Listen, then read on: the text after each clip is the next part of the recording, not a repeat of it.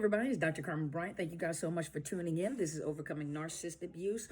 Thank you guys so much for all the emails. Thank you guys so much for tuning in with me on Sundays to talk to me. I always enjoy talking to you guys. You guys make it what it is. I enjoy talking to you guys. So this is not going to be a very long video. For one reason is because of the fact that here in the state of Washington, our governor is going to be out to meet with the people. So I will be traveling to Olympia to get to be out there with the governor, to see what the governor is going to say about what is happening at this particular time. So if you are in the state of Washington, make sure you go out there, to support the Black Lives Matter movement and to make sure that you hear what the governor has to say and what he's doing to take a stance, to support. So you guys make sure you go out there or wherever you are, So anyway, let's get to the video. It's not going to be very long. I'm just going to answer a question, kind of add to some comments, or it's really a conversation I was having with someone that I felt it was relevant to say. You have to remember that a narcissist is an emotional vampire. When I say emotional vampires, narcissists is just like the predator. The predator operated out of body heat. So the only way that he can sense that, there was something living out there was the fact that he could tell that there was body heat. So if you look at all the movies, people cover themselves with mud or they hit somewhere where he couldn't sense body heat because blinded to emotions, blinded to, what only thing that he could sense was body heat. A narcissist, with the way that they get fuel is they focus on your emotional reactions. That's why I say it's very important, it's very relevant that you don't react, that you respond. Now, a narcissist, whether it's negative or positive fuel, that is how they function. So the way that they look at you in relationship is that I'm the only one that should make you happy. I'm the only one that should make you laugh. You know how people you may not have seen a person for many years and all of a sudden they surprise you. The narcissist will purposely try to upstage the person that hasn't seen you in 20, 30 years. So they'll come right behind there and try to upstage them or sabotage, meaning they'll do something to focus the attention back on them because everything is about them. Or you may have been in an accident. And so all these people are now flocking to you because you've been in this accident. They're trying to take care of you. So they try to upstage you because now they've fallen out of a spaceship. Whatever it is, they'll try to upstage you to refocus the attention back on them. It's not about you anymore, it's about them. And most of you guys are looking at it like, this is so awkward. And if they can't get a positive reaction out of you, they don't mind getting a negative reaction out of you. Some of you guys who have divorced and no longer with this narcissist and have children by them, if they can't get a positive reaction, like a laugh, a thank you, a conversation, that type of fuel from you, then what they'll do is they'll begin to attack your kids. They have to figure out what it is that you will react to. And a lot of times what I tell people, I said, this is your training, because sometimes in order for you to, it's almost like die to your reactions and learn how to respond, you have to have that person keep coming around, not saying that it's safe, not saying that I agree with it, but as that person keeps coming around, look at it as your training moment, because the more they come around, the more you really start dying to a reaction. It gets to a point where you begin to understand, what they do and how they do what they do. Now, I'm not saying that what they do with the kids is correct, because it's not, because if you actually listen, they'll begin to have conversations with the child that's focused on you. So it's almost like they're actually having a conversation with you, with that child. Like that child is not even in the conversation. And the whole conversation is geared at you because either one, they know you are in earshot, or they assume that you are in earshot and you're listening. And a lot of times you may not even be in the vicinity. And it just so happened that your child comes back and has the conversation with you. And you're thinking to yourself, like, that wasn't even a conversation with you. They literally just had a conversation with me through you, because they know that either one, you're listening, or number two, the child may say something. But they're so grandiose, they're so arrogant to assume that you're paying attention to the entire conversation. Now, for some of you, when your children are young, it's good for you to pay attention to the conversation because they're very manipulative. And so they're love bombing and pulling on those kids too. And it causes the children, because they're young, causes the children to be confused. But they know that they can get a reaction from you, because what you're going to do, you're either going to pick up the telephone or you're going to text and say, hey, what I've asked you to do is not to do this, not this, and this. But see, they got a reaction or a response from you. Even if you had to think about it, they still got some fuel out of that situation. So guess what they do? They heard what you said, agreed with you, then they go right back because they know that I can get you to respond to me, or I can get you to react to me if I keep doing the same thing over and over again until you learn a different way to respond.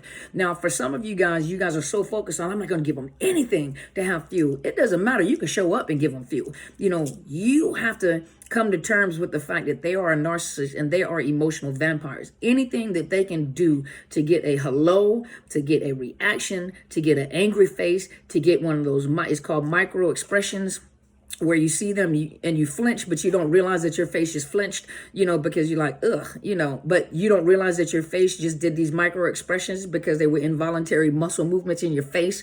You're looking at them and in your mind, you're thinking it's disgusting, but your face begins to react to what your mind is thinking. And so that's why it's very relevant to gray rock. To gray rock someone means not to provide them with any type of emotional fuel, to have a conversation like they can be monotone, very monotone. They don't give you any expression or emotion. So you can't really feel them out like, I don't know where this person is at. You need to be like that. And that takes practice for a person that is normal, that has healthy emotions, and so, hold on just a minute. Sorry, you guys. But for a person that has what we would consider, healthy emotions, where you're going to react, you're going to respond, but you have to remember that they're hunters. And so they're always looking for someone. They're always looking, or even with you, to get some type of emotion, response, reaction. And if you are so so over focused on, I'm not going to provide them with nothing, then you're kind of missing the point, because you're kind of messing up the normalcy of your life. Just because this person is coming doesn't mean now you have to change everything. What you do have to do is you have to be wiser in your communication skills, wiser at how you react and respond, but it also makes you wiser when you interact with other people. But if you are so focused on, I'm not going to give them anything, if you think about it, that means that you're tense and you get around them, but you're still providing them with some type of fuel. To gray rock means you understand that you and I are not going to have a normal conversation. You and I are never going to be BFFs. You and I are never going to be friends. We have one thing in common. And if you go beyond that commonality between the two of us, which is our child, and you go outside of the walls, so how's your business doing? So how's your car running? So how's your sister doing? How your mom doing? Oh, fine. Closed end questions, open and closed end questions. You don't have to and then you open it up, because they're waiting for that door to enter in, because then they'll just expand the conversation. Then in your mind, you're thinking, how did I get this far into the conversation? Because there's never a normal conversation between you and that narcissist. That narcissist is always digging. They're always trying to find something. They're using is open end questions. That's what it's not. You have to use closed end questions, but they use open end questions, meaning that it does not require a yes or a no. So if you give them an answer, yes, no, oh, they're good. Have you talked to your brother? How him and his wife doing? Oh, they're fine. They're good. They know that you are not giving them, and they can feel they're not getting any fuel from you. And sometimes they get frustrated. Well, you don't have to act like that. We got a kid together and oh, okay. But you don't, but see, now you're going to react. First of all, you don't be hollering at me. No, you don't do that. Oh, okay. No problem. We can be cordial, no big deal. But you can't have a conversation. Gosh, we have a child together and everything. But you see, what's happening to them is they're releasing that fuel. Now they're getting agitated, because now when they get agitated, they're waiting for you to get emotional right along with them. But this requires some training. This requires some time, but it also helps you within your life. So do remember, these are emotional vampires. Everything they do with people is to get an emotional response, emotional reaction. And most of you are reacting and not responding. So you're not thinking about what you're going to say. You just say whatever it is on your mama, say what's on my mind, and I'm going to get them straight, and I feel better. I know, I understand what you're saying, Dr. C, that but I felt better when I did this. Yep, but you just played into the game. You feel much better now, but you just played into the game, and you just extended the battle. You extended the war. You're fighting these little battles, but you just extended the war. Sometimes you have to know when to fold them. You got to know when to hold them. You got to know when to walk away. You got to know when to run. There's a time enough. There's an accountant counting your money. When the dealing is done, okay, I messed the song up. That's a Kenny Rogers song. Sometimes you have to be the bigger person and back up. Your mind can't be set to, I'm going to lose, I'm going to lose, I'm going to lose. And if I don't say this, I'm going to lose, because that's how they think. You can't think the same way that they think. Sometimes you have to be the bigger person and walk away. Sometimes you have to be the bigger person and not say anything. Do you know how much damage that most of us can do to a narcissist? But we're the bigger person because we won't lower ourselves to their standards. Two wrongs don't make a right. And if you keep playing the game, they'll just keep playing the game with you. They'll just extend it. And you're wondering, why am I keep getting caught in this cycle? You have to break the cycle. You have to break the cycle and do things differently. Sometimes you walk away and you don't know what I could have done or what I could have said. And I can't believe that I feel like a punk and they won. Okay. But in actuality, you're the one that's winning because you're getting the peace of mind. And for some of you guys that can't go all the way no contact, you can still gray rock. You can take the emotions out. For some of you saying, I'm not able to do that, it takes time, it takes practice. You have to practice it. That's why they keep coming around and keep doing the same thing. It's the same cycle. You can pick up on the same cycle over and over again. And you have to make a determination how you're going to break that cycle. When you start changing the cycle, you break that cycle. You stop responding or reacting the same way. Now keep in mind, like I said before, for some, you're always going to give them fuel. So even you say, hey, how you doing? How you doing? I'm doing great. How are you doing? I'm fine. Thank you. You'll notice they'll just try to keep pulling you into a conversation. Don't pull yourself into the conversation.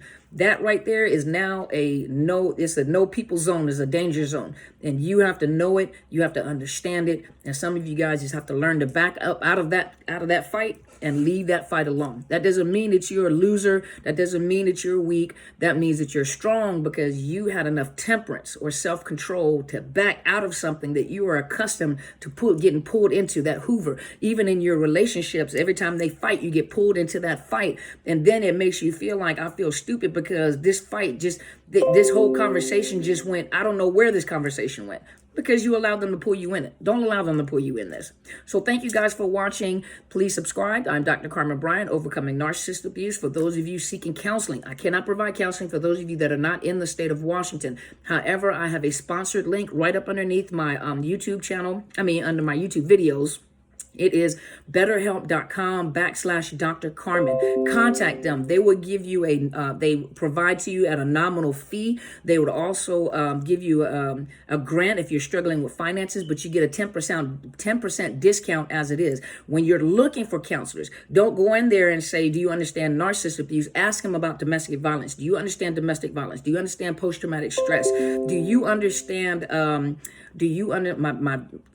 my computer keeps beeping, but do you understand domestic violence? Do you understand psychological abuse? Do you understand, those are the questions that you're asking, because the person that's actually abusing you is committing domestic violence or is perpetrating domestic violence. It just so happened that they may have, narcissistic personality disorder, but it is domestic violence. So when you vet the counselors on betterhelp.com/Dr. Carmen, when you vet them, those are the questions that you're asking. Those of you that are interested in coaching, you're welcome. Up underneath the video is my email address, drcarmenbryant@outlook.com.